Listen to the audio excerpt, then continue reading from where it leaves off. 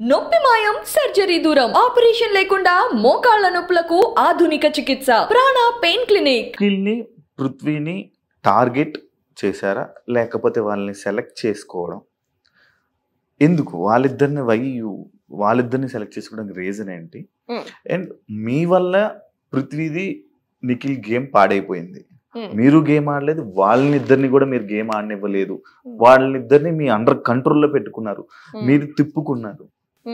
వాళ్ళ కూర్చోవాలి కదా, నేను ఎందుకు కూర్చున్నా మరి అట్లాంటప్పుడు మీరు ఇలా తిప్పుకున్నారు, వాళ్ళని తిప్పుకున్నారు అంటే మీరు వెళ్ళిపోతే వాళ్ళిద్దరు గేమ్ సెట్ అవుతుంది అన్న కామెంట్స్ ఉన్నాయి. దానిపైన మీ ఒపీనియన్ ఏంటి? అంటే వాళ్ళు మీ దగ్గరికి వచ్చారా, మీరు వాళ్ళ దగ్గరికి వెళ్ళారు? సో ఈ లాస్ట్ కామెంట్ ఏదైతే ఉందో will have to wait and see అదంతా. So Nikhil is good at physical task, అది అందరికి తెలిసిందే, ఆల్రెడీ ముందు ఎక్స్పీరియన్స్ ఉన్నది, అదంతా తెలిసిందే. సో అండ్ దిస్ సెలెక్ట్ చేసుకోవడం ఇదంతా నథింగ్ వర్క్స్ దేర్, ఎందుకంటే క్లాన్ సెలెక్షన్స్ కదా అవన్నీ. అండ్ ఒకసారి టాస్క్ త్రూ వెళ్ళింది, ఒకసారి వాళ్ళు చీఫ్ సెలెక్ట్ చేసుకున్నారు, ఒకసారి మేము సెలెక్ట్ చేసుకున్నాం, అలా అయింది. అండ్ ఫస్ట్ వీక్స్ చూస్తే మీరు నేను ఎప్పుడు ఆపోజిట్ టు నిఖిలే ఉన్నా, every time I choose opposite to నిఖిలే చూస్ చేసుకున్నా సెకండ్ వీక్ వరకు కూడా. థర్డ్ వీక్ వచ్చి సెకండ్ వీక్ అంటే నాకు ఫస్ట్ అండర్స్టాండింగ్ ఏంటి అంటే, క్లాన్స్ డివైడ్ చేసినప్పుడు అందరినీ యూనో మాట్లాడుకోవడానికి స్పేస్ ఉంటుంది, and team coordination, team work లోనే మనం అందరం ఎక్స్ప్లోర్ చేయొచ్చు ఈచ్ అదర్, ఇట్లా అని అర్థమైంది నాకు. జనరల్ గా బయట టీమ్ వర్క్ ఎట్లుంటుందో అట్లనే కావచ్చు అన్నట్టుగా నేను క్లాన్స్ చీఫ్ అట్లా సెలెక్ట్ చేసుకున్నా ఫస్ట్.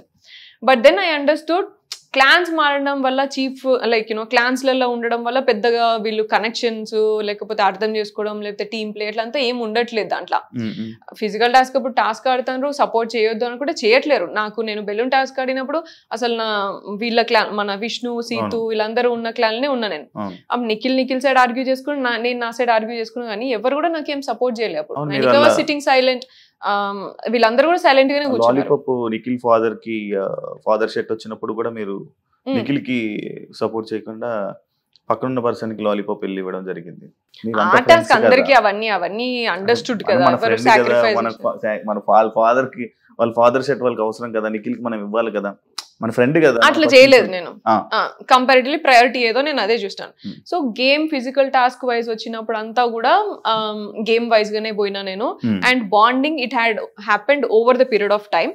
ఇది నేను వాళ్ళని సెలెక్ట్ చేసుకున్నాను, వాళ్ళు నన్ను సెలెక్ట్ చేసుకోవాలి, బోత్ సైడ్స్ ఉంటేనే అవుతుంది. ఏదైనా సెలెక్షన్స్ కానీ రిలేషన్షిప్ కానీ ఏదైనా బాండింగ్ బోత్ సైడ్స్ ఉంటేనే అవుతుంది. ఇప్పుడు I have selected Sita initially because my bedmate ఉండే, మంచిగా మాట్లాడినా, అయిందా అదేమన్నా బ్రేక్ అయింది మధ్యలోనే. She never gave that space. నాకు ఆ రిలేషన్షిప్ గ్రో అవ్వడానికి కూడా నాకు స్పేస్ ఇవ్వలేదు, just because I'm talking to Nikhil. Even though నేను అప్పుడు ఆపోజిట్ గా మాట్లాడుతున్నప్పుడు కూడా ఆమె నాకు స్పేస్ ఇవ్వలేదు కదా మరి. And I sat with all this, యష్మితో కూర్చున్న, ప్రేరణతో స్లోగా అయింది. దెన్ అభయ్ క్లాన్ లోకి వెళ్ళినాక బ్రేక్ అయింది. యష్మితోని లాస్ట్ థర్డ్ వీక్ వచ్చేటప్పుడు మా క్లాన్ లోకి వచ్చిన తర్వాత బాండింగ్ వచ్చింది. సో ఒక్కొక్కరితోని ఒక్కొక్క స్పేస్ లో అవుతోంది, ఒక్కొక్క టైమ్ అండ్ స్పేస్ లో సిచ్యువేషన్స్ లలో అవుతోంది. వీళ్ళతోని తొందరగా అయ్యింది ఎందుకంటే ఫస్ట్ నిఖిల్తో కూడా పెట్టుకున్నా. So he came and like made me understand, అట్లాగా సోనియా ఇట్లా అని కన్విన్స్ చేయడము. So that's why this bond grow up. And పృథ్వీతోని మళ్ళీ నెక్స్ట్ స్లోగా అయింది. Probably I don't even remember పృథ్వీతోని సెకండ్ వీక్ లోనే క్లాన్ వల్లనే అయ్యింది. So it is not like you choosing me or me choosing me, bond is two sides. And we had a good bonding and that grew over a period of time. కొంచెం time తర్వాత మేము కూడా గొడవలు పడ్డాం, మేము కూడా difference of opinions ఉన్నాయి. And opposite clans లో ఆడినప్పుడు పిచ్చిగా గొడవలు పెట్టుకున్నాం. నిఖిల్ గాని అసలు తిట్టింది కూడా ఉన్నది ఆపోజిట్ క్లాన్ లో ఆడినప్పుడు. అండ్ ఇవన్నీ ఉన్నాయి. So there is nothing like ఇది లైక్ మీరున్నప్పుడు మీరు నిఖిల్ తో ఒక బెడ్ మీద కూర్చున్నప్పుడు లైక్ మీరు ఫీల్ అవ్వడం జరిగింది, బయట ఏం వెళ్తుందో ఏమనుకుంటున్నారు, బయట ఆయనకి తెలుసు నేనేంటో అన్నారు.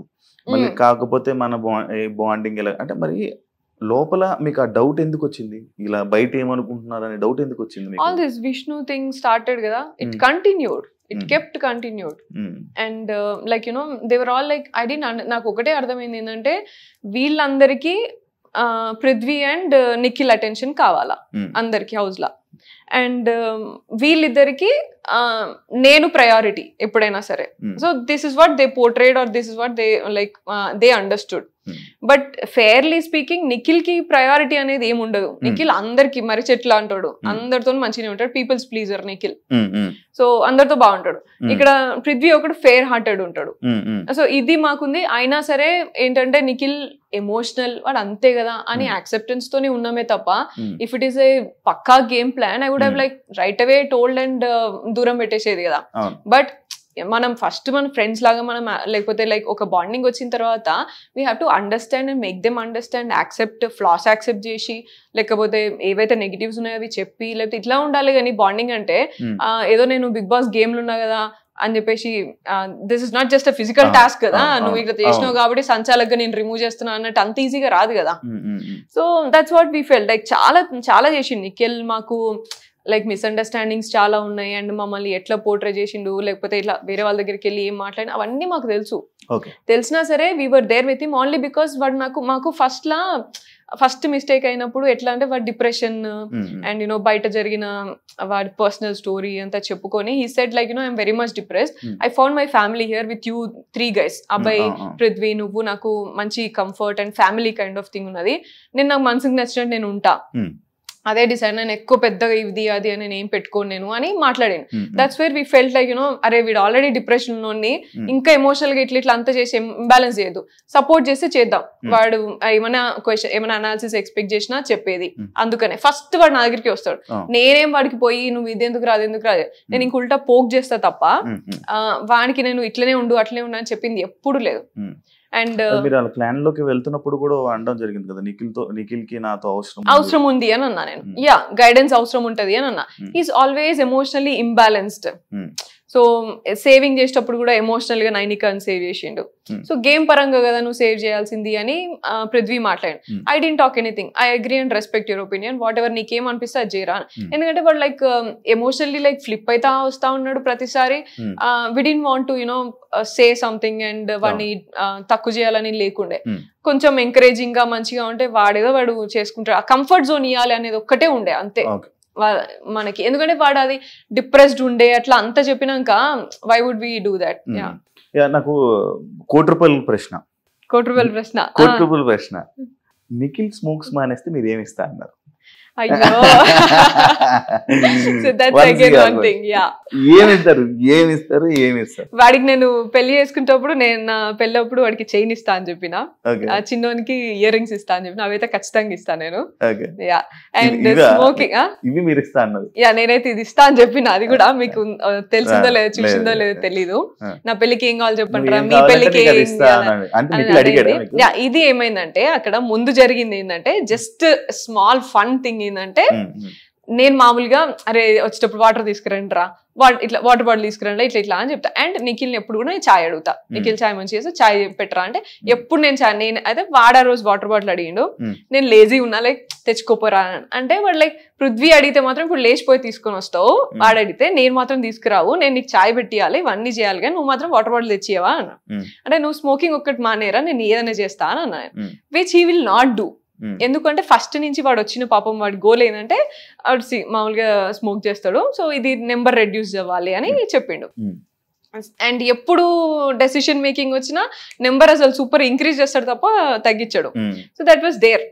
ఐ థాట్ లైక్ ఎట్లయినా మానేస్తలేడు వాడు అని జస్ట్ ఫన్నీగా ఇట్లా అన్నా నేను. అది కాన్వర్సేషన్ ఫన్నీగా వచ్చినది అంతే. బయటకు మాత్రం ఏమిస్తా అన్నది అదే కదా అడిగాడా మిమ్మల్ని నాకు ఇవి కావాలి అని ఇవన్నీ?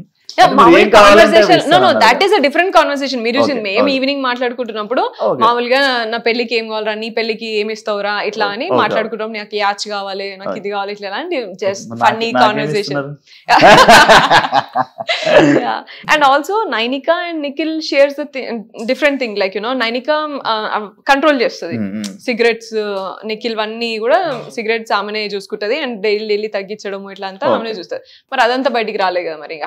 అంటే మామూలు ఈ సిగరెట్ విషయం వస్తే నీకు చూపించింది అది కూడా ముందు వెనకాల కట్ చేసి చూపిస్తే ఆ మాత్రం మీకు కన్వే అయింది, అట్లా అర్థం చేసుకున్నారు. కానీ అదే ప్లాట్ఫామ్ లో నేను వేరే ఒక అమ్మాయిలు కూడా మామూలుగా కొంచెం తాగుతారు, అది చూపియరు.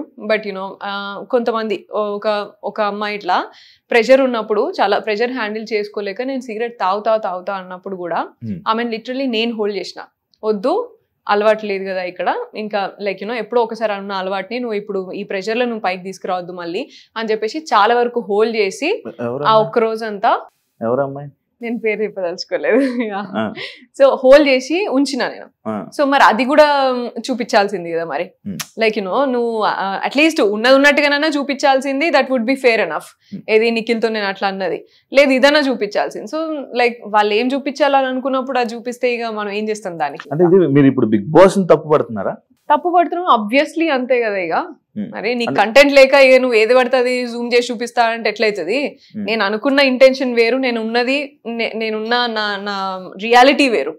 నువ్వు దాన్ని కూడా నువ్వు ఎడిట్ చేసి ఇట్లా చేసి జూమ్ చేసి చూపిస్తా అంటే చేతులు పట్టుకోరా, హక్ చేసుకోరా? మీరు కూడా బిగ్ బాస్ సీజన్ లో ఉన్నారు కదా ఇది వరకు, చేసుకోరా? అవన్నీ ఉండయా? యాజ్ పార్ట్ ఆఫ్ స్పోర్ట్స్ కానీ as part of like daily life also మనం ఒక ఫ్యామిలీ లాగా గ్రో అవుతాం over the period of time. నీకు ఫ్యామిలీ ఉండదు అక్కడ, నువ్వే సిస్టర్ అవుతావు, నువ్వే ఇంకోటి బ్రదర్ అవుతాడు, ఇంకో ఫ్రెండ్ అవుతాడు ఒక. That's what happens no. దాన్ని నువ్వు ఇంకా లేకపోతే వేరే సీజన్లో ఏం కాలేదనా ఇప్పుడు నువ్వు కొత్తగా నువ్వు చూపించేది. అండ్ ఇంకొకటి ఏమన్నాడు అర్జున్ అక్కడ, ఇదేంటి నేషనల్ టీవీ అని తెలియదా? నేషనల్ టీవీ అని నీకు తెలియదా? నువ్వు టెలికాస్ట్ చేసుకుంటే వాళ్ళకి తెలియదా? మరి నేషనల్ టీవీ అని నేను చేసిన కాన్వర్సేషన్స్ లా కొంతమంది బట్టలు వాళ్ళేవనో లేకపోతే దేనికో నువ్వు కట్ చేసినప్పుడు మరి ఇదెందుకు నువ్వు జూమ్ పెట్టి చూపించినావు మరి కెమెరాని? సో నీకు తెలియదా నేషనల్ టీవీలో ఏది కావాలి ఏది అవసరం లేదని? అండ్ జూమ్ పెట్టి చూపిస్తారు కదా, అదే జూమ్ పెట్టి చూపించా, ముందు వెనకాల కూడా చూపించావు, ద హోల్ కాన్వర్సేషన్ చూపించాలి కదా.